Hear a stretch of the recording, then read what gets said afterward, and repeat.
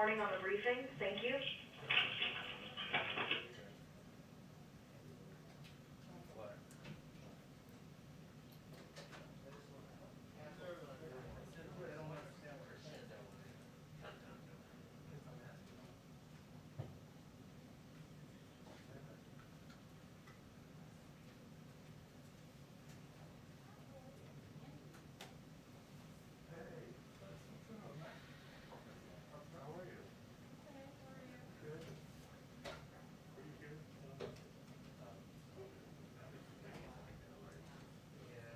Tell me where to go.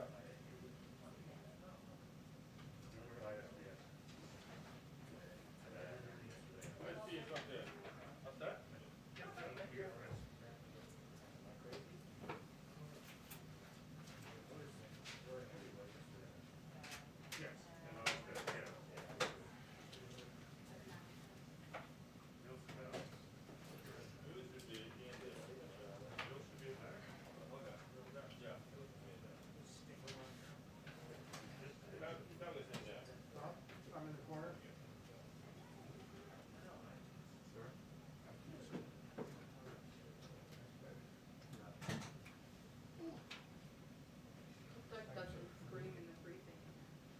What's that? Not scream in the briefing. Thanks, Jen. Smells classic. What do you say? You're one over. You're on that side. Oh, no, that's the last time. Oh, great. You take it. I'm sorry. Don't say it.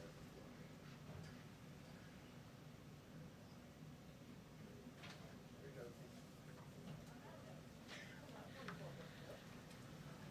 Hi, everyone.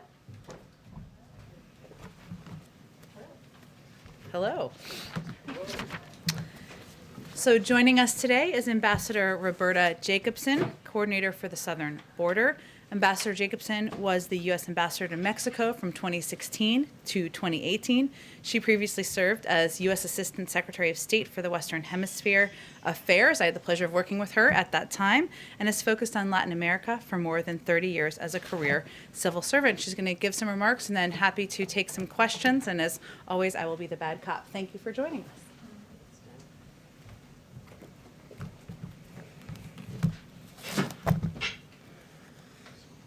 So, thank you all.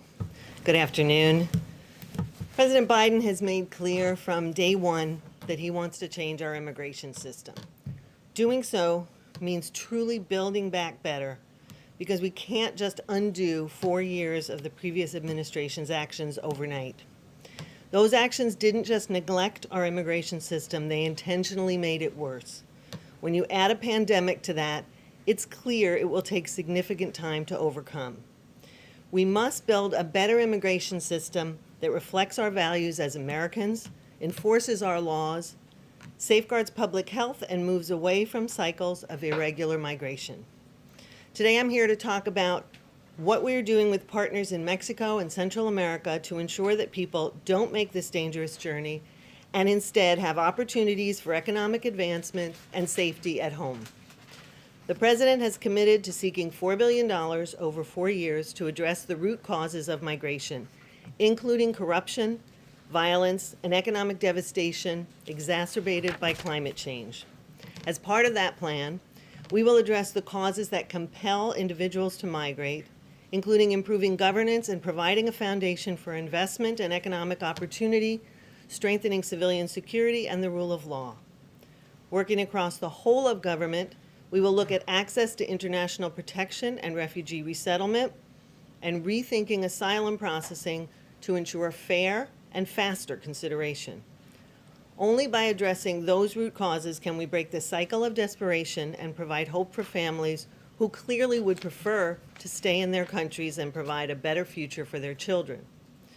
President Biden, when he was vice president, visited the region many times and is clear-eyed about the challenge. He insists now, as he did then, that governments commit to being true partners in creating the conditions for growth and security. But I want to emphasize that the funds we're asking for from Congress don't go to government leaders. They go to communities, to training, to climate mitigation, to violence prevention, to anti-gang programs. In other words, they go to the people who otherwise migrate in search of hope.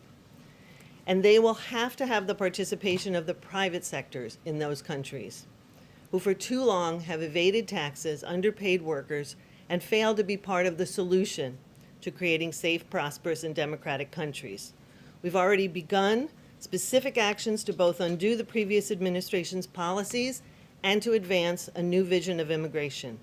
We have ended the so-called migrant protection protocols, which sent people back to Mexico to wait, sometimes for years, for a chance to present their asylum claims. Working with the government of Mexico, international organizations, and NGOs, we have safely admitted over 1,400 migrants and closed the most dangerous face of the MPP, the Matamoros migrant camp. Today, we are announcing the restarting of the Central American Minors Program for children to be reunited with a parent who is legally in the United States. This program was ended abruptly by the previous administration, leaving around 3,000 children already approved for travel stranded. In Phase 2, we will be working to improve the CAM program to expand safe and legal avenues to the United States. I want to be clear, neither this announcement nor any of the other measures suggests that anyone, especially children and families with young children, should make the dangerous trip to try and enter the U.S. in an irregular fashion. The border is not open. Going forward, we will continue to look for ways to provide legal avenues in the region for people needing protection while we continue to enforce our laws. This is a process. We have a great deal to do, but this administration has made significant progress, and we will continue to do so. It reflects who we are as Americans, putting our values at the center of our policy. Thank you. All right, go ahead. Thank you for doing this, Roberta. This $4 billion that the administration is seeking, are you seeking this as part of a larger comprehensive immigration package or as a standalone bill? Well, I think what you'll see is that $4 billion in a Central American Northern Triangle strategy will be part of our foreign assistance request and will focus on the things we know that work. Obviously, it's not our first rodeo. The president, when he was vice president, worked on these issues.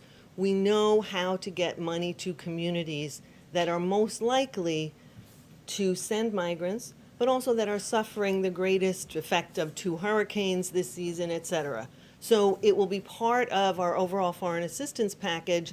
In the meantime, we are focused on getting humanitarian assistance to these countries after Hurricanes Eta and Iota. So in that sense, it's part of a larger plan. But obviously, there are parts of this that will be on the domestic side as well to fix the whole extent of our immigration processing. And what else is the administration doing right now to work with these home countries to send a message to people, don't come here, don't send your children here?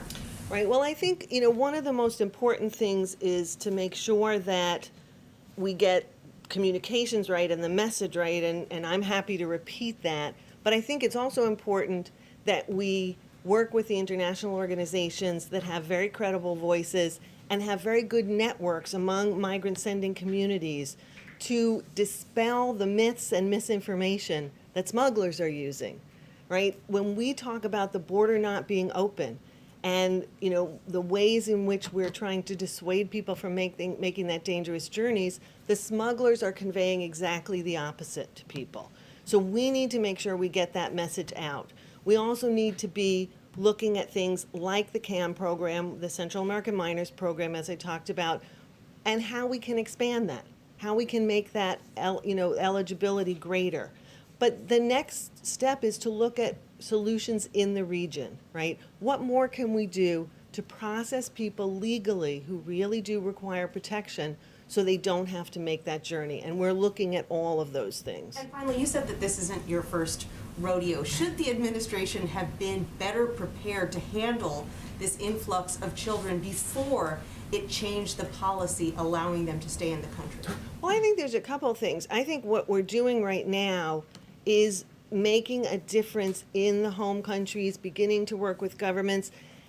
That couldn't start until January 20th. There is one government at a time. You can't start changing processes of government, building facilities. All of this is part of the plan as quickly as possible to make sure that our domestic processes work more smoothly, more quickly, as I mentioned, but also to work with foreign governments. And you can't do that, obviously, till January 20th when you take over. But there have been multiple engagements with the government of Mexico at very high level, with the government of Guatemala, with the Honduran government and Salvadoran in the first, 6 weeks of government. So I think we've gotten off to a big start, a fast start in that engagement. Jonathan?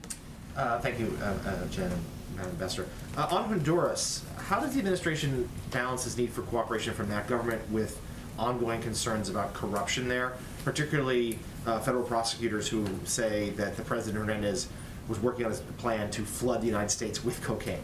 Well, I think one of the things that I made clear in the opening comments, which I want to reiterate, is that none of the money that we're looking to get from Congress, from the taxpayers of the United States, goes to government leaders. And so I don't think that means that presidents are unimportant in these countries, but I do think that it's important to understand that we will be working with civil society, with international organizations and international NGOs on the ground. We will work with officials that we can work with, but we also think it's really important that these countries make commitments, really explicit commitments, to advancing on anti-corruption.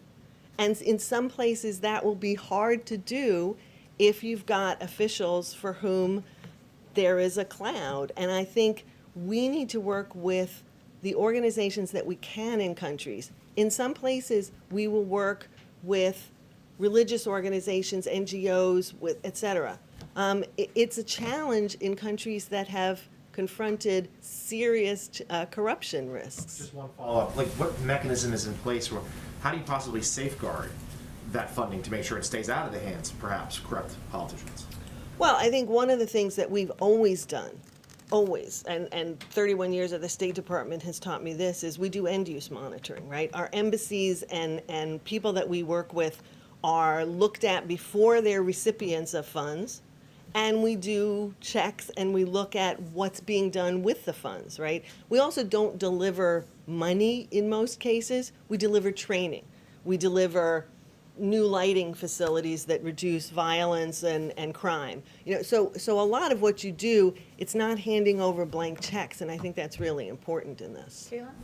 Thank you very much. You're talking about restarting CAM, these other long-term goals for what immigration policy should look like, but right now, new CNN reporting shows that unaccompanied migrant children are being held in these Border Patrol facilities for, on average, 107 hours. That's up from, I believe, 77 hours on average last week. So what is the Biden administration doing right now to fix that? Well, I think, my part of this focuses much more on what we're doing at the end of this process in Central America and Mexico. I think all of us at every stage of this process are doing everything we can to make sure that children are well cared for and moved into facilities that are appropriate for them. But I want to make a point again that it's really important that people not make the dangerous journey in the first place, that we provide them with alternatives to making that journey because it's not safe en route. And so, if I could just emphasize that it's really important that that message get out, because the perception is not the same as the reality in terms of the border not being open, but we want to provide through CAM, through other mechanisms, ways for some of these young people to be reunited with family members in the United States. Así que yo creo que es muy importante subrayar el caso que la frontera no está cerrada y el viaje es muy peligroso y la gente realmente no debían llegar a los Estados Unidos en una manera irregular ahora. You're telling them not to come, just to follow up quickly, you're telling them they should not come. Would you describe what's happening on the border as a crisis, given how these numbers are spiking so much week by week?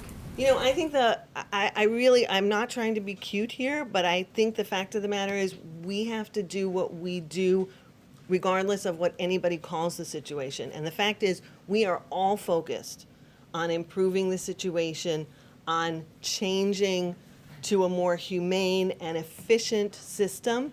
And whatever you call it wouldn't change what we're doing, because we have urgency from the president on down to fix our system and make sure that we are better at dealing with the hopes and the dreams of these migrants in their home country. Madam Ambassador, do you think it's a coincidence that as soon as Trump and his immigration policy were on the way out and Biden and his stated policy were on the way in, this historic surge at the border started? Well, first of all, one of the things I think is important is we've seen surges before. Surges tend to respond to hope. And there was a significant hope for a more humane policy after 4 years of, pent-up demand. So I don't know whether I would call that a coincidence, but I certainly think that the idea that a more humane policy would be in place may have driven people to make that decision. But perhaps more importantly, it definitely drove smugglers to express disinformation, to spread disinformation about what was now possible. And we know that. If the change in administration's brought hope, then from your perspective, is this surge good? I don't think that's what I just said. I think it's a reflection of how migrants feel at a particular time. I think what we are doing is making sure that we respond to that hope for people who need protection. We respond to that hope in a way that their cases can be adjudicated more quickly. But I don't think anybody would say that coming to the United States in an irregular fashion is a good thing. That's why I've tried repeatedly to dissuade people from listening to those smugglers. But we're going to try our best to do everything we can at each end of this in the United States, but especially in Central America and Mexico, to ensure we have safe, orderly, and legal migration. Go ahead. President Biden, when he was vice president, was very active on working with the Northern Triangle countries. And I was just wondering, were there lessons that you or he or other administration officials, many of whom are in jobs in this administration, have learned about how to deal with those countries or how to deal with foreign aid to them that are informing how you're approaching things now? And just to kind of follow up a little bit on what Peter was asking, are you concerned at all about kind of mixed messaging, that at the same time that you are telling people not to come, that the journey is dangerous, that because you are offering this talk about a more humanitarian process, that people will not, pay attention to the fact that they could apply from their home country, that they will still come, that they are still, so hopeful, that there really is kind of a conflicting message coming from Washington to Central America? So on the first question, the question of learning things from when the vice president was leading a lot of our efforts in Central America previously, I think yes. That's a resounding yes. Both the president and all of us who worked with him on that, for him on that, learned a great deal. And I think that it's really important that we put that to use now. One of the things he thinks is so important is being really explicit with leadership in the countries from which migrants are coming about commitments that they need to make, because overcoming the reasons people migrate is not going to be the United States' job alone, right? If we realize that it's lack of good governance, economic opportunity, and security issues or violence, then some of those require commitments by the governments on anti-corruption and transparency, on creating governments that function better to provide services for their country. So he's very clear on being sure that we get those commitments from leaders and holding them to it, right? The money is not a tap that gets turned on all at once. You have to make sure that you're continuing to follow those issues. So I think there's a lot of things we learned, and a lot of things we learned about ensuring that funds get to the communities that are really in need, whether it's post-hurricane or coffee rust, which was ravaging Guatemala and Honduras, or a historic drought. I think when you look at the issue of mixed messages, it is difficult at times to convey both hope in the future and the danger that is now. And that is what we're trying to do. And I will certainly agree that we are trying to walk and chew gum at the same time. We are trying to convey to everybody in the region that we will have legal processes for people in the future, and we're standing those up as soon as we can. But at the same time, you cannot come through irregular means. It's dangerous, and the majority of people will be sent out of the United States, because that is the truth of it. We want to be honest with people. And so we are trying to send both messages, and smugglers are only trying to send one message. So we're relying on every means we can to get that message out there, and that leads me to want to reiterate, as I did before, que la frontera está cerrada y no es el momento, ningún momento es apropiada de llegar a los Estados Unidos de manera irregular. Andrew? Ambassador, can you say a word more about what you're talking about in terms of the private sector? Can you explain what you're envisioning there, and what exactly do you need? And then just to sort of as a second question, you're talking about being really explicit with these countries, but what sort of leverage does the United States actually have to effect change in those countries? What exactly can you do? Yeah, let me take that second one first, only because, look, in the end, I think the implication of your question, which is quite right, is we can't make the changes. We can encourage them, we can help support them with resources, both technical assistance and funding, but we can't make those changes. The changes have to come in the Northern Triangle countries. What I should say is my own experience from traveling to those places, there are myriad people and organizations who are trying to make those changes. And part of what we want to do is empower them, whether that's more effective, economic support, whether it's training for young people, whether it's anti-gang programs, whether it's mothers clubs and empowering local communities. All of that gets done through people on the ground, not by the United States. So we want to be able to empower those actors. I also think that it's really important when you say, what leverage do you have? Well, I do think that working as partners with these countries means sitting down and talking about what we can do together, but also if American taxpayers' funds are going to be used, then that is a certain amount of leverage. The president really wants to move forward on this, but he won't unless he feels he has those commitments on an ongoing basis. Is that leverage? Funds are sometimes important means of having that conversation. Your first question was on, remind me. Well, let me just follow up on No, you can't follow up. You have to go back to the first one. Are you saying explicitly the U.S. could withhold funding, whether it's State Department aid or USAID funding or whatever? I think the really important thing to know is we're looking forward to getting this proposal before Congress and having Congress act on it. And what comes after that, I just don't know. An executive branch can always, adjust things like that. I also think it's really important to understand, you asked about the private sector. The private sector in all of these countries, in Central America in particular, is a really important player here. And I think, to be very honest, we have not seen them step up.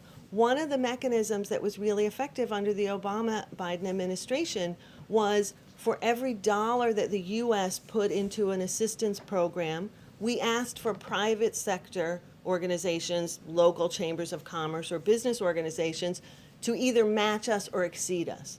This gives the private sector skin in the game. It makes sure that they are part of the solution. If the governments in these countries don't always have enough resources to do what they should to improve the economic opportunity for people, there are private sector organizations and members of the private sector, the business community, who need to be part of that solution. And so we just feel that that's really an important element to this. We talked about international organizations, governments, NGOs. I don't want to leave out the business community as a participant. Okay, last two, or last three if you have time. Okay, thank you. Go ahead.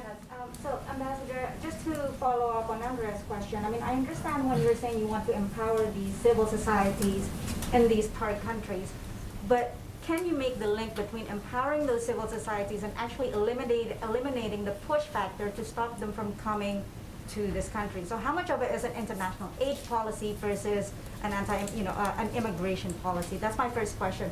And then the second one, if you could speak more specifically about the requirements that you're making to these countries in terms of anti-corruption practices.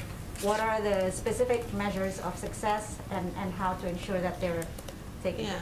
Well, on the first question, I think this is both an international aid issue as well as a policy issue, both for us and the countries that we're working with. On the one hand, it is clearly a resource issue. You have two greater than Category 4 hurricanes, Eta and Iota, within a 15-day period. You've got reports that suggest that literally multiple millions of people in Guatemala and Honduras are food insecure now. That is clearly something you need to be looking at humanitarian assistance and aid to try and remedy. Now, in the longer term, when you're looking at increased pace of natural disasters because of climate change, or you're looking at ways to ensure that agricultural policy, changes in countries, or that training is given, or that students, including girls, remain in school, those are longer-term policy questions that need to be addressed with our partners in the region, because they all have an impact on whether migration flows increase or not. And so when the president talks about root causes, some of this is immediate humanitarian aid, but a lot of it is policy and aid together, making sure that you tackle the root causes of migration. Otherwise, what you see is continued cycles, right? To break that cycle of migration sustainably, you have to work both. On the specific commitments for governments, I think that's something that we would want to discuss with the countries involved before we discuss it publicly. Thanks. Last two. The president's executive powers, do you think the president will consider using his executive powers to reunite families who have been separated under zero tolerance? Well, that certainly Outside of the immigration outside bill. of the Family Reunification Task Force that was created, which is exactly to do that. But beyond that. Are you talking about people who are not in the same country? Yeah, the families that were separated, would the president use any more executive powers? I'm sorry, beyond but this? do you mean families who were separated when in the United States? under During zero tolerance in the past. Well, that's exactly what the Family Reunification Task Force is doing. Right, so nothing beyond that. It deals with the whole universe of people separated during that policy, so not that I know of. Okay, last two in the back. Go ahead. Couple questions. Congress appropriated almost $1.4 billion for this fiscal year for the border wall that you all are not building. How much of that is left? Are you guys redirecting it at all, and to what along the border right now? Secondly, you discussed messaging. Arguably, your predecessors' entire theory of their immigration agenda was that they were trying to send this message, don't come, America is closed to irregular migration. So obviously you're pursuing some different policies, but what can you actually do differently than they did to try to get that message if, it wasn't fixed already with that kind of aggressive messaging? Well, on the first question regarding the border wall, the president has been very clear about ending the national emergency, or the emergency at the border that was used to justify the wall, and obviously not proceeding with it. The exact legal requirements and where those funds might go, I just don't know. I'm sorry. Let me talk about the message issue. I mean, I think it's really important to understand that you can't and shouldn't say, in this administration's opinion, that the only way to message do not come in an irregular fashion is to act as cruelly as you possibly can, separate children from their parents, return people to places that, like the migrant camp in Matamoros, for up to 2+ years at a time, and that's the only way that you can get your message across. This administration's belief is that we can get our message across that it is a more humane policy by opening up avenues of legal migration, which will encourage people to take those legal options and go through the asylum process if they're seeking that, and not take the irregular road. I think you have to find different ways to message, but if messaging reflects your actions, that is why we are increasing the actions for legal migration, so that the message is you have another option. Last one in the back. Thank you. If I may ask a question in Spanish for our audience. Con tanta desesperación en Centroamérica, y si los cambios no son inmediatos en esos países, si el dinero y los cambios que ustedes proponen no hacen un cambio inmediato, entonces, ¿cómo desaniman a la gente para que no venga hoy, mañana, pasado mañana? Bueno, primero reitero el mensaje que realmente no deben llegar ahora, porque la frontera está cerrada y lamentablemente va a tomar tiempo para abrir los otros caminos que son legales. Pero tenemos también que subrayar que hay cosas que podemos hacer ahora mismo. Y uno es ese programa de jóvenes menores de Centroamérica que estamos reabriendo hoy día para reunir padres de familia en los Estados Unidos en estado legal con personas, jóvenes, niños en Centroamérica que fueron abandonados, digamos, durante la administración previa. Pero podemos decir también que vamos a anunciar tan rápido como sea posible otras medidas que sí va a implementar antes de que se pueda llegar dinero por parte de ese programa nueva al Congreso. Pero tenemos que admitir también que tenemos más que $500 millones ya está en programación en América Central. Estamos acelerando el proceso de implementar esos programas de alimentación, de trabajo y capacitación. Así que estamos empujando en todas las oportunidades, todas las posibilidades de llegar otros caminos y ayuda inmediatamente. Si le puedo hacer una pregunta sobre la actualización de MPP y cuándo se espera que se puedan procesar a todas las personas que aún están en espera. Bueno, yo no puedo decir con una fecha exacta ahora cuándo vamos a terminar con ese proceso de la primera etapa de MPP, de procesar a la gente de MPP tan rápido como sea posible, pero es muy importante que subrayamos que las personas que vengan a la frontera de manera irregular, eso no es la manera de llegar a los Estados Unidos, y vamos a continuar procesando de una manera ordenada y legal la gente de MPP con otras posibilidades para personas entrar en los Estados Unidos, presentar su caso de asilo. ¿No se han reabierto nuevas aplicaciones? No puedo decir una fecha, no. Thank you so much. Thank you. We appreciate your time. Whoops. Sorry. Thank you. Make sure Jen has the right book here. Thank you. Okay. I can't promise we'll always be that rapid when I promise to bring someone to the briefing room, but we'll try. We'll do our best. We'll do our best. A couple of other items for all of you at the top. With today's expected passage of the rescue plan, I can announce that the President will sign the bill at the White House on Friday afternoon. We've spent a lot of time, of course, from the podium talking about the mechanics of how a bill becomes a law, and I know there's lots of interest in what comes next. So once it's passed, the bill text will be rechecked, printed, and signed by the appropriate leaders in the House and Senate. The House clerks will then deliver it to the White House for the President's signature. We expect that delivery to happen sometime tomorrow, and then the President will sign it on Friday. We, of course, are moving full speed ahead on the implementation of the bill because we know the American people need help and need it as soon as possible.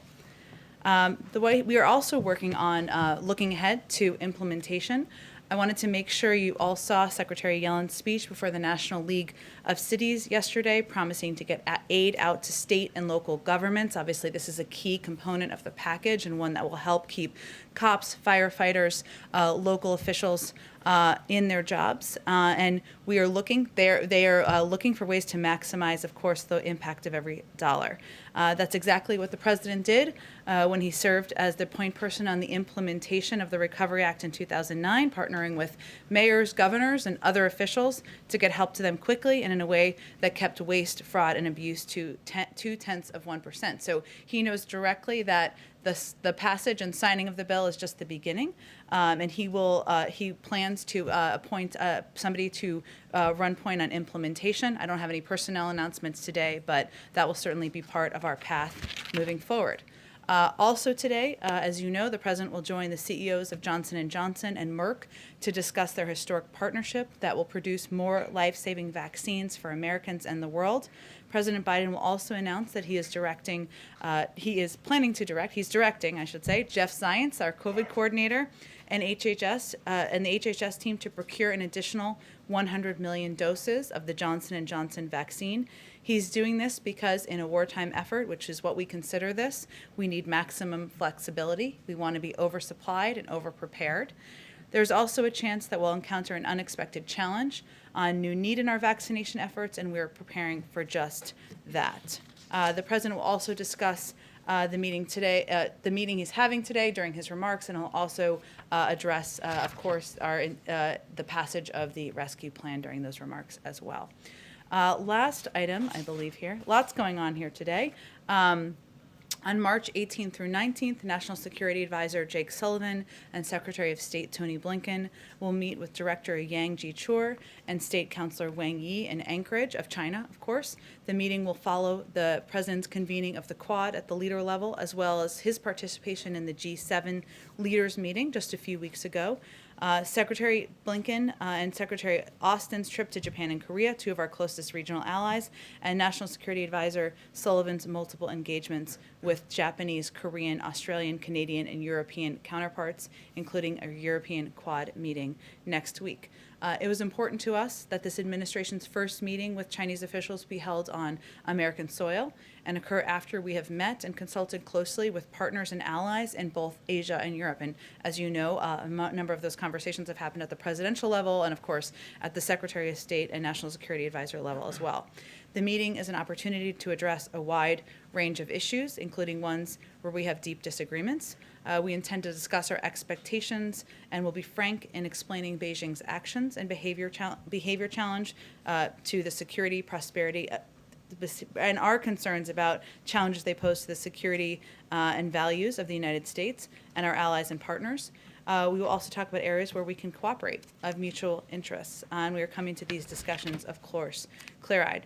The meeting also provides an opportunity to emphasize how the United States will stand up for the rules-based international system and a free and open Indo-Pacific. As the President has said, we approach our relationship with the Chinese from a position of strength and in lockstep with our allies and partners. With that, go ahead, Jonathan. Thank you so much. You said the president will be signing the bill on Friday. Can you walk us through what will happen next? The president himself has expressed regret that the 2009 economic recovery package was not sold well, as he put it. You yourself have acknowledged that others, veterans of the Obama administration, feel similarly. Can you explain to us what we're going to see from the president, from surrogates? How is this message going to be delivered to the American people? How do you sell this bill? Sure. Well, the president, the vice president, the first lady, the second gentleman, a number of members of her cabinet will be communicating directly with the American people, engaging directly with the American people, and all sending a clear message: help is on the way.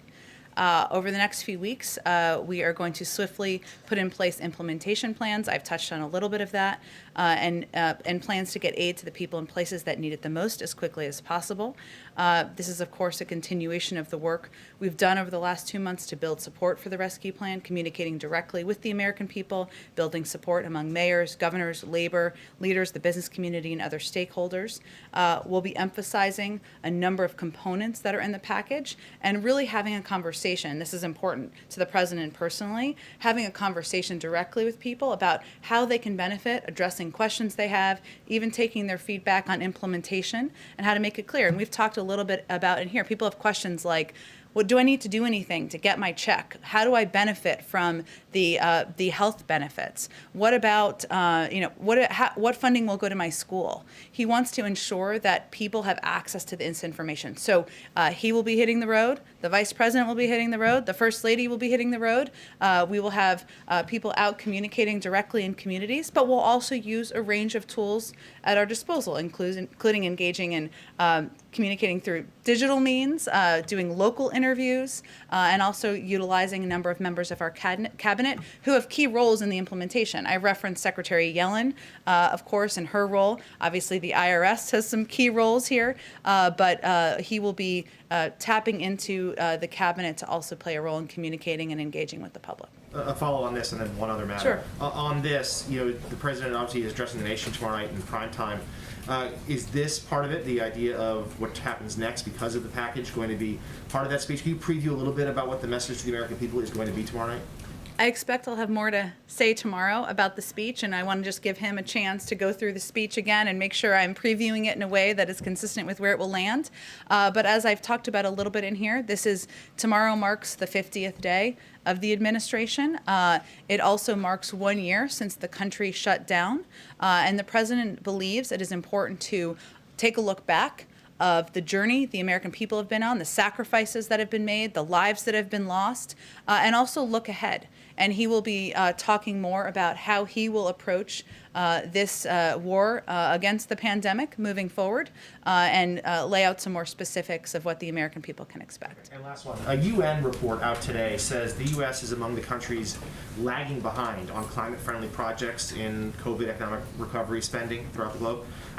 When is this administration going to start moving forward on the $2 trillion climate change package that was such a big part of then candidate Biden's campaign? It's only day 49. Jonathan, the UN is we're about to criticism pass of a law. historic, the most progressive bill in American history. It's passing today. Look, I would say that the president believes that, and he talked about this on the campaign trail, as you mentioned, was certainly a promise of his, that we can create the United States and many other countries around the world. We'll focus on here, can create good-paying union jobs that are also consistent with our objective of addressing the climate crisis. And certainly that is central to how he's thinking about his agenda moving forward. Those policy discussions are still ongoing, but I can assure you that he intends to deliver on the promises he made on the campaign trail, and intends to deliver on the promises he made about creating good-paying union jobs that also are consistent with his goal of addressing the climate crisis, I should say. Go ahead. Hey, Jen, on the 100 million new doses, you said that the goal is to be oversupply. What's the goal for that oversupply? Is it to be held in reserve for kids? Is it to be donated to other countries? Is it to be held in reserve in case people need to get shots again next year? What's the plan for that extra dosage? Well, first, the president's focus every day when he wakes up is ensuring every American, we can ensure that every American has access to a vaccine, and that we are vaccinating the people in this country. But here are a couple of the factors that have weighed in on our decision to purchase an additional 100 million doses. We still don't know which vaccine will be most effective on kids. We still don't know the impact of variants or the need for booster shots, and these doses can be used for booster shots as well as needed. Obviously, that's still being studied by the FDA, but again, we want to be over-prepared, as I noted earlier. We also need maximum flexibility. So Johnson & Johnson, the vaccine has unique benefits. It's a one-shot vaccine. It can be stored in the fridge and not a freezer. It's highly effective, as the others are as well, against hospitalization and death.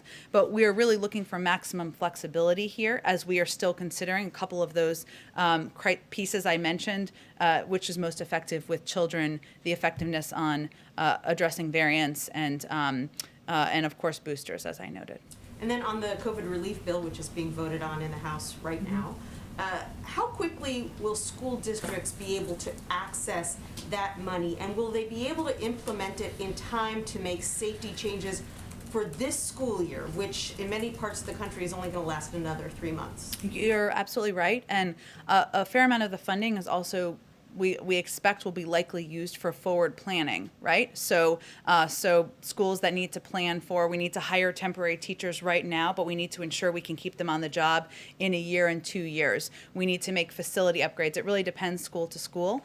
In terms of the timeline for implementation, I know that's something that our Department of Education is going to be looking at, and of course, the implementation team that will be focused on getting these dollars out the door. So we will certainly plan to give you an update as we have a better timeline on the calendar. And then finally, on another front, Des Moines Register journalist Andrea Sahur is currently on trial over her coverage of a racial justice protest last summer. She's been charged with failure to disperse and interference with official acts. Does the Biden administration believe that these charges should be dropped? And will the president or anyone in the administration urge Polk County, Iowa prosecutors to drop the charges? I'm happy to discuss this with our team. I'm not as familiar with the case, but I will look into it and we'll get you back an answer. Thanks. Sure, go ahead, Caitlin. First off, has President Biden been briefed yet by his delegation that went to the border over the weekend? And does he now feel the need to go to the border if he has been briefed by them? Sure. Well, I can confirm for you that the president did receive a briefing earlier today from members of his team that visited the border region this past weekend. I will note he receives regular briefings on immigration and the economy, on COVID, on a range of issues that the country and the administration is facing. He heard from the delegation on what they observed during their visit to the border region and the facilities they toured, but they spent the majority of their time discussing what steps can be taken to expedite processes, to move more quickly, to move the process more quickly to meet the administration's goal of getting these children placed with vetted and confirmed families, moving them quickly, as related to your question earlier, out of Border Patrol facilities and into these shelters and then ultimately into these homes. I don't have anything to preview for you in terms of a trip. Obviously, a delegation going to the border and visiting these facilities is something that can be done with a much smaller footprint than the President of the United States traveling, but I don't have anything to preview in terms of a trip. And earlier you said you're going to, or the president is going to pick someone to kind of run the implementation of the coronavirus relief package. Does the White House anticipate that there could be delays in implementing that because it is such a big bill?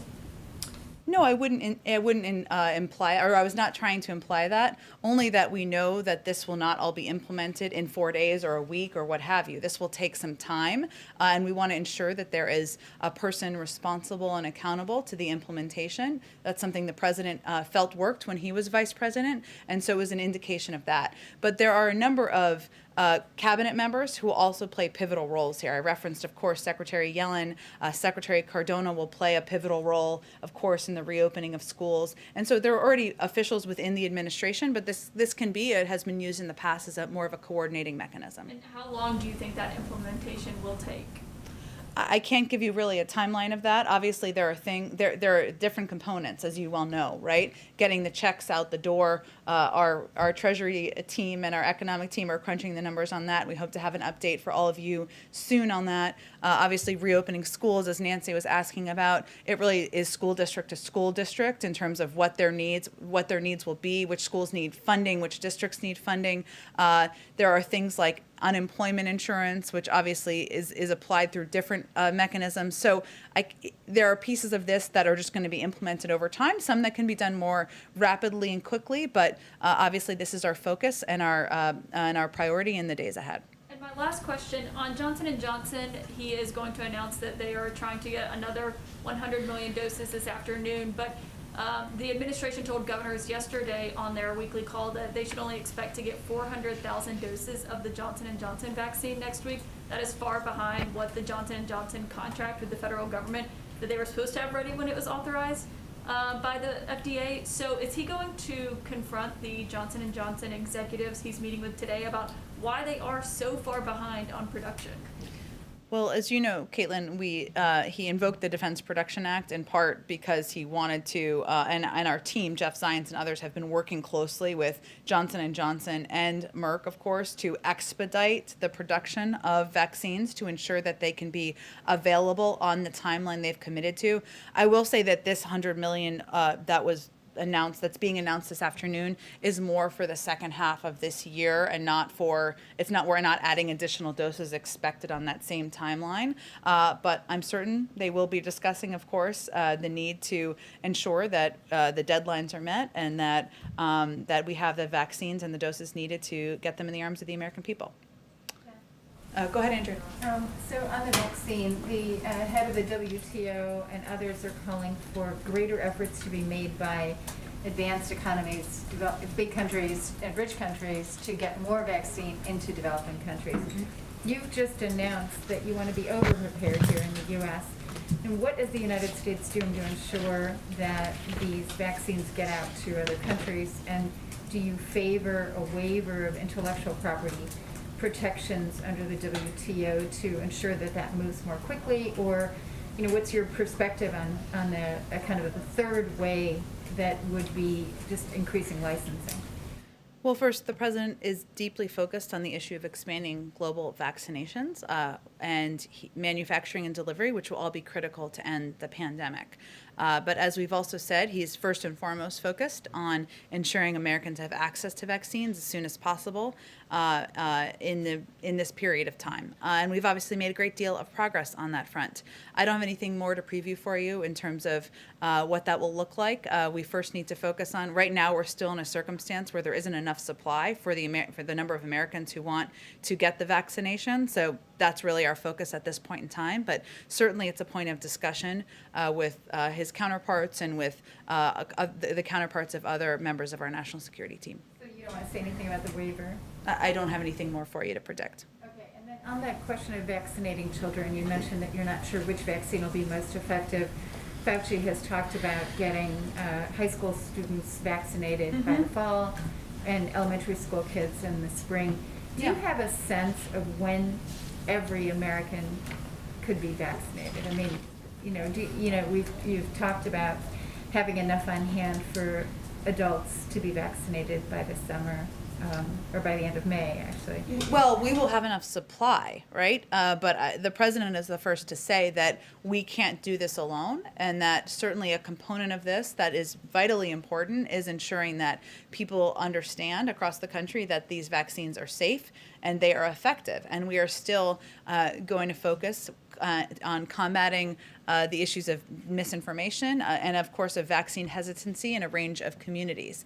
The FDA, as you know, would be the ones running point on approval of vaccines for children. I can't really predict when children will be vaccinated, and we don't know when the FDA may approve a vaccine. But our role is ensuring there's enough supply and that there is enough distribution.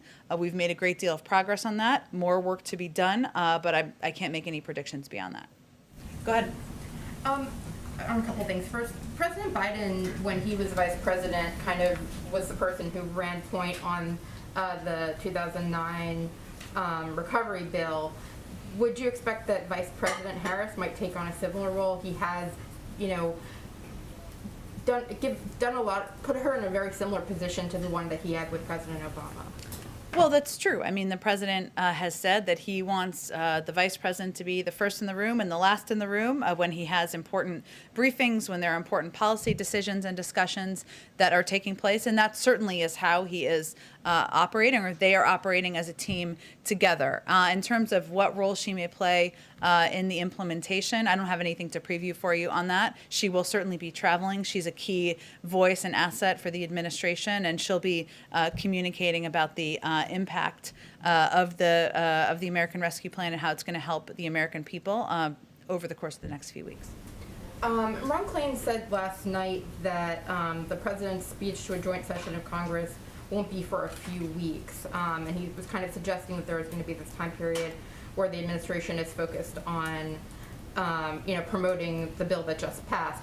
Can you kind of confirm that and provide any more information on sort of how you're thinking about the rest of March into April, promoting this ARP versus moving on to the Build Back Better?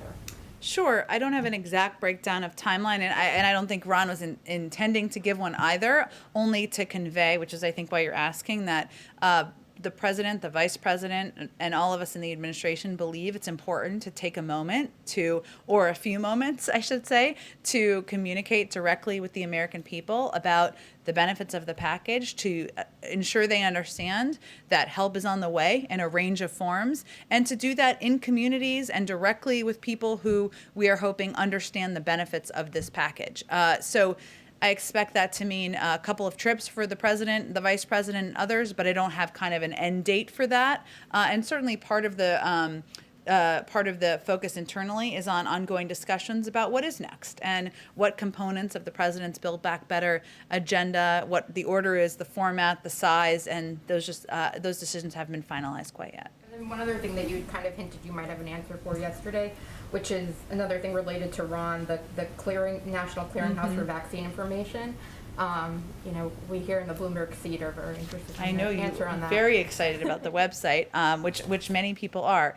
I would say, as you know, the website is being implemented as a vaccine finder, I should say, is being implemented as a pilot program. We've always been open to expanding the pilot program, and we're certainly looking into that.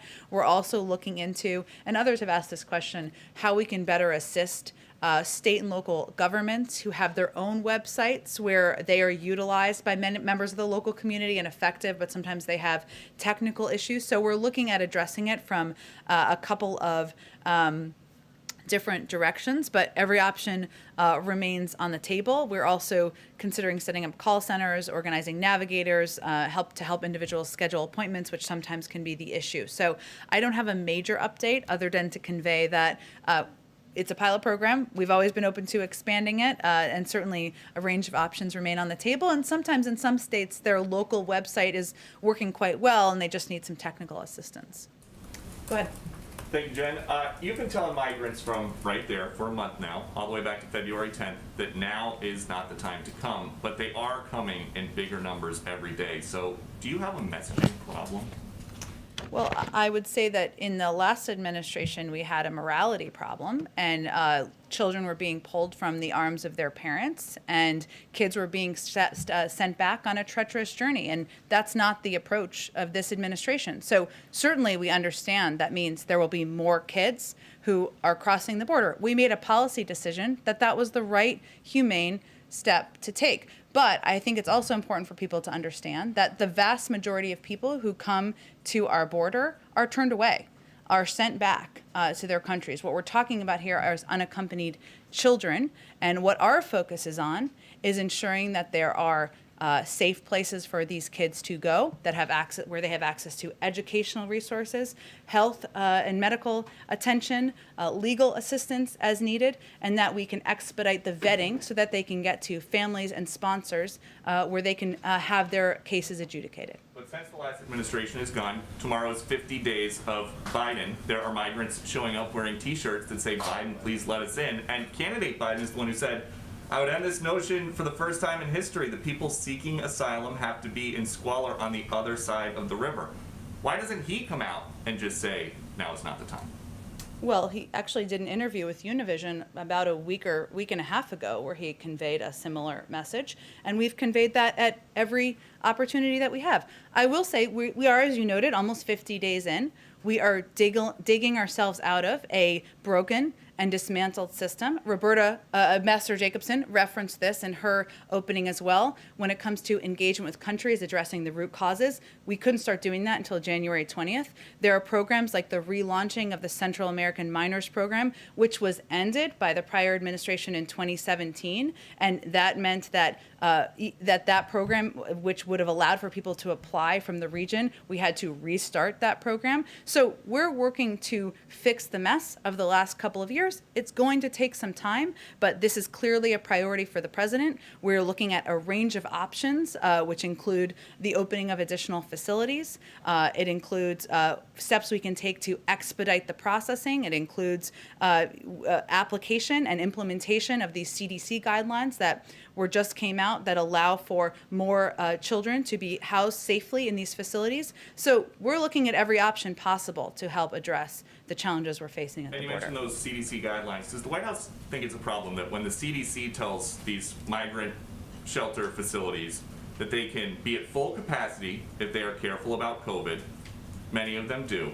But when the CDC tells schools that they can open in person at full capacity, many of them don't.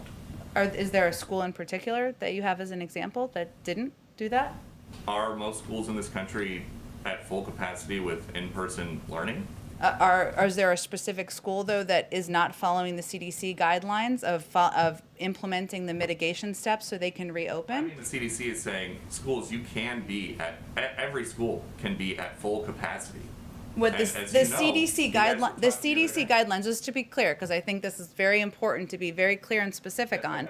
They gave 8 mitigation steps that schools can take to safely reopen. A number of schools have actually recently reopened. Schools in Washington, D.C., some have, schools in many districts across the country. But each school district needs to make the decision about whether they are able to take those mitigation steps.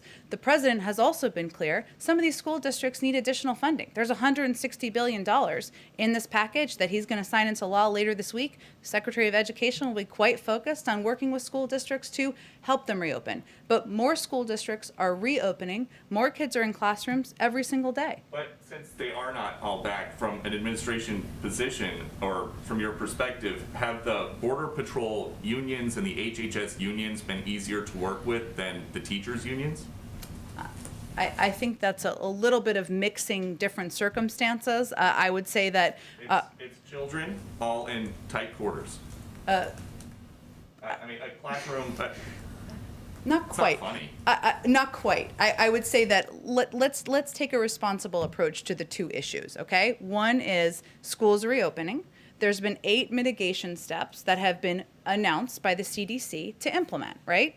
Yeah. Every school district is going to work to implement those on a timeline that is they can effectively do. Many school districts are reopening, right? Many are reopening every single week and day and week, right? That is a different circumstance than what we are seeing at the border. And the HHS oversees these facilities, right? They're working on ensuring we can have more kids safely. They are working to implement CDC guidelines, but they are different circumstances, and certainly we're working with the school districts, and we're also working with HHS to open these facilities, or to ensure that kids are treated with safety and care in these facilities.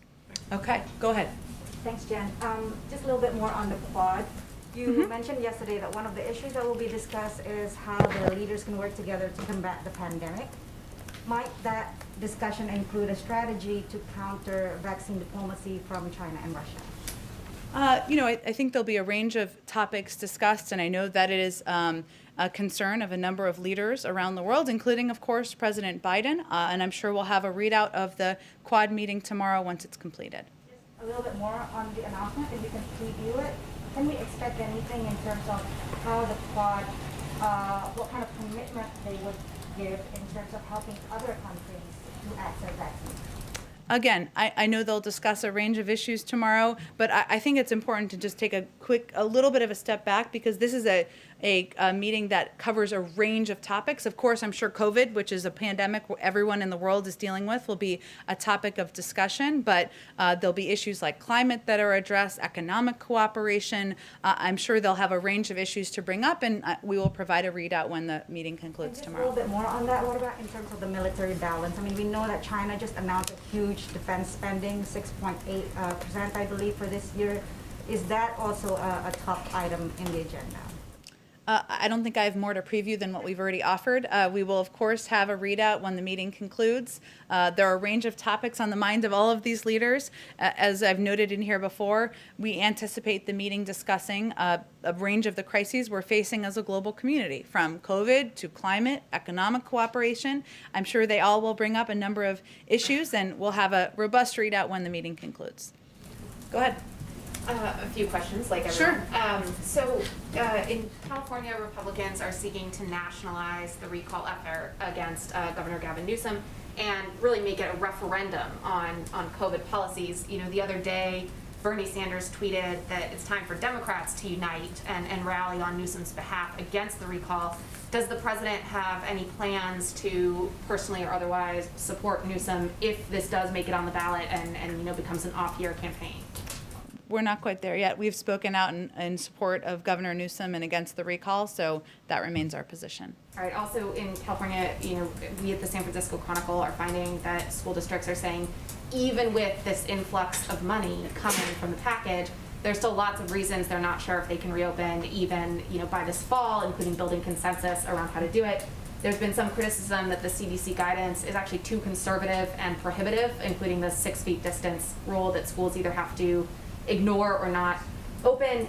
If there are still schools that aren't open by this fall, would the administration consider it a failure, and what more could they possibly do to help those schools along? We have several months before the fall, 6 months, 5 months. Okay, I will stop doing math now.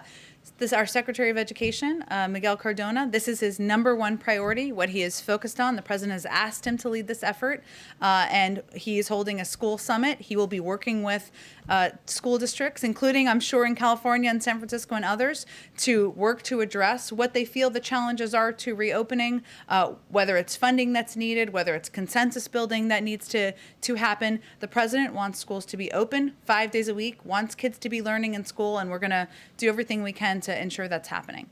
And lastly, on the subject of today's briefing, immigration and border policy, it covers so many different agencies. There's Homeland Security, there's HHS, as we've discussed, there's State Department, Department of Justice, which we don't talk about as much, as a huge piece of this.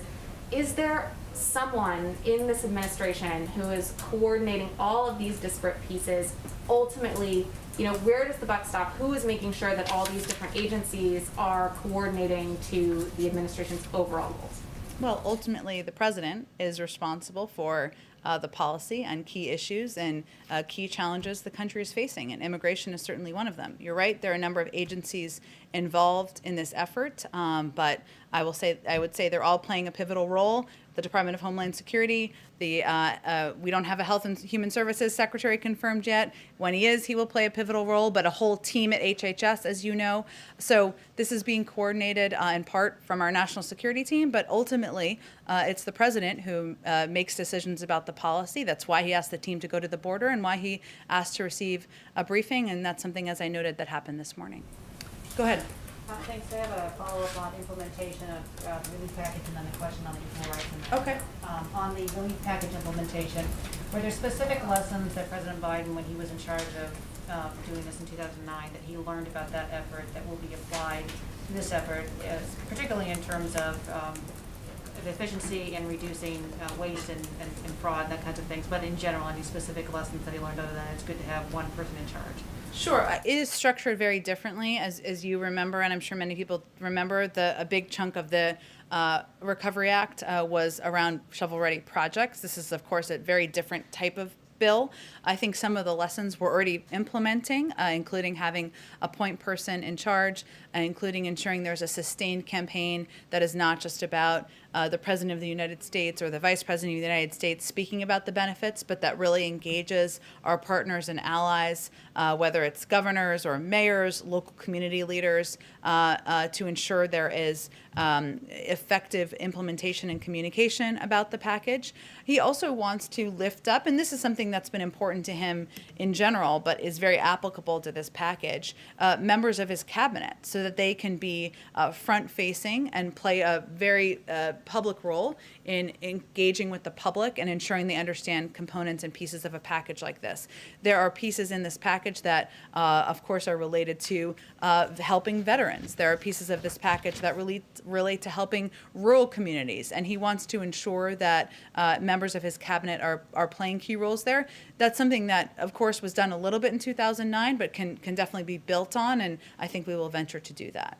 Thanks. And then on go the ahead. equal rights amendment, the House is expected to vote soon, I think next week, on eliminating the now expired deadline for ratification. And of course, Virginia last year became the 38th state to ratify, but last year the Justice Department issued a memo saying that we can't do that, that if you, the only way to add this ERA to the Constitution is to start the ratification process over. My question is whether the administration is going to rescind that memo, as some Democrats have asked him to do. Mm-hmm. That's an excellent question. I will have to talk to our team about that and get an update on it, which we'll venture to do for you after the briefing. Go ahead. Thanks, Jen. I have a couple questions on behalf of the print pool for reporters who couldn't be here, and then one of my own. Jesse Hellman with Modern Healthcare wanted to know, when President Biden is with the executives today from Johnson & Johnson and Merck, does he plan to press them on the increasing costs of prescription drugs, and does he plan to bring up his own agenda to lower drug prices? The primary focus of this meeting is on working together, the two companies who have long been competitors, working together to ensure the efficient and effective manufacturing of vaccines. Okay, and Tommy Christopher from Media had a question on the filibuster. Said that President Biden expressed some openness to filibuster reform during the campaign. I know you've said more recently that it's not his preference to change the rules, but he wants to know if the John Lewis Voting Rights Act represents a red line. If Republicans do not support that, if that does not move forward in the Senate, is that a red line that would prompt him to consider filibuster reform or ending the filibuster? Well, the president's preference is not to make changes to the filibuster rules. He believes that voting rights and access to voting, ensuring it's easier for the American people, is enough of a huge priority and should be for everyone. That's why he signed some executive orders, used the power of the presidency to do that this weekend, and he is hopeful that Democrats and Republicans can work together to get that done. And then one last question on the overall agenda. I know you were saying earlier, when you look at Build Back Better, you're sort of thinking through kind of what's next. But broadly speaking, is infrastructure the next big legislative priority on Capitol Hill for this administration? There's also pressure for an immigration bill to go through. What's next for you guys? What is the next big priority after the bill that you're hoping to sign, the president's hoping to sign on Friday? It's a very popular question, understandably, but our focus is on getting the American Rescue Plan implemented. We will have more to say. The president will have more to say on his Build Back Better agenda and what the components of that look like, what the size, the proposals, the order of events will be, but I don't have anything to preview for you. Does that come before an immigration bill on Capitol Hill? Or? Well, I don't have a legislative order to preview for you either. I will say, given all of the conversations we're having, understandably, about the border and questions about the border, in the president's proposed immigration package, he has a funding to address the root causes in the region, as we talked about a little bit earlier. He has a pathway to citizenship, or proposes a pathway to citizenship for undocumented immigrants, and he also proposes an investment in smart security. So given all of the concern by many in Congress about immigration and what's happening at the border, that sure seems like a good time to move that initiative forward. Go ahead in the back. Thank you, Jen. I understand you don't want to call it a crisis from the podium, but what do you say to Border Patrol agents at the border, especially those within the union, who are calling it a crisis and who are saying that they're overworked and there's just too many encounters day in and day out? We are saying that we recognize that incumbent upon us in this administration is to continue to work day and night to expedite the process of ensuring there are the resources and processes in place to move children from the Border Patrol facilities to the shelters. We are saying that it is incumbent upon our administration to look for additional facilities that can safely house children, and incumbent upon us to ensure that we are communicating effectively and efficiently to the region, as Ambassador Jacobson talked about at the top of this briefing. And those are all focuses of the president on down, every single day. The Mexican government today reports that over 4,000 unaccompanied minors were actually deported back to Mexico between January and March. Can you confirm that those were done under the previous administration? Were any of those unaccompanied minors deported under the Biden administration? I know that CBP provides numbers and data on a regular basis, and I think there's more data coming soon from there, so I would certainly send you to them for any statistics and data. Our policy is that we don't turn children under 18 away at the border. And of course, as you know, though, even when they are in homes of family members or in sponsored homes, that they still can go through processing and may need to return home. And on the stimulus package, if I may, one last question. I think this came up yesterday, but I wanted to re-ask the question. Now that the stimulus package is passed and many undocumented immigrants are not benefited in any way by the money that's going out, does the president plan any executive action or anything else to do to help that population? Sorry, I missed part of the last sentence. Sure, now that the stimulus package has Yeah. passed and the undocumented population, many of the millions, are not benefited in any way, does the president plan any executive actions or anything else to help that population? Well, certainly, I think the president's priority, given he proposed an immigration bill on the first day, is to create a pathway to citizenship for 11 million undocumented immigrants, of course, in this country. He's also been clear that ensuring that everybody in this country is vaccinated and receives access to COVID-19 vaccine is a key priority. And of course, this is just the beginning of his agenda, but I don't have anything more to preview for you. Go ahead. Thank you, Jen. Given the current progress on vaccination around the world, would the president consider organizing his climate summit in person in DC here for it to have more impact? I don't think we have any, I think at this point the intention is to do it remotely, I believe, and I don't think there's an intention to change that, but I'm happy to check on that for you. And do you know roughly how many heads of state are expected to participate, and if the Chinese president would be one of them? I don't have any more details on the summit. I know it's coming up in about 6 weeks, 5 weeks, and I expect as we get closer, we'll have more to preview. Good. Go ahead in the back. Yeah, just to follow up on the filibuster. So Sure. you've said many times that President Biden's preference is not to change the rules around the filibuster, but if the next big pieces of his agenda are stymied in the Senate, are there changes to the filibuster that he can live with, such as the talking filibuster? Well, the president believes that there are a range of issues where there's a historic precedent of Democrats and Republicans working together, whether it's infrastructure, as we've been talking about, or modernizing the immigration system. He's obviously had a number of bipartisan meetings in the Oval Office, so that's where his energy and focus will be moving forward. Go ahead in the back. Yeah, thank you. A Saudi court just upheld a travel ban concerning a dissident, a woman, released from prison weeks ago. Is it a sign that the White House message regarding the human rights abuse in the kingdom is not strong enough? You were referring to a human rights activist who was released from prison? Yes, but who's not able to travel outside the kingdom. I would have to look into more specific details of that. I know we were pleased with the release, but I'd have to look into more specific details of the travel restrictions. Go ahead. Do you have any sort of ETA for when the next cabinet secretaries will be approved, and when are you going to start nominating ambassadors? Go ask our friends in the Senate. We expect that some will move forward with, and we are hopeful, I should say, that we will get a couple of additional cabinet members confirmed in the coming days or over the course of the next week. The president's looking forward to that. We're certainly looking forward to at some point having a full cabinet meeting. The president hasn't made any decisions about ambassadorial nominees, so I don't expect them to be confirmed anytime soon, given we have to nominate them first. Are you talking about Becerra and Catherine Tai?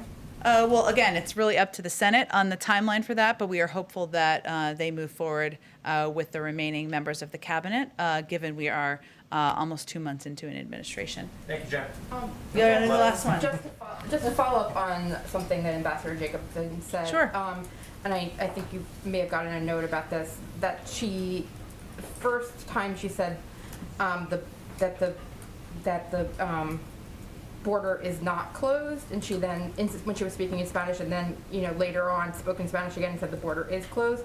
I mean, it seems like she, I guess, misspoke the first time considering your overall message, but are you concerned that now that she has misspoken, that is going to be, picked up and disseminated across the Spanish-speaking world as a message from the administration? Well, given she also said that the border is closed, we're hopeful that that is what will be picked up, and that has clearly and consistently been our message, so that is certainly our hope. But still, at the same time that you're having a messaging difficulty around this issue, does that just make it a little bit harder?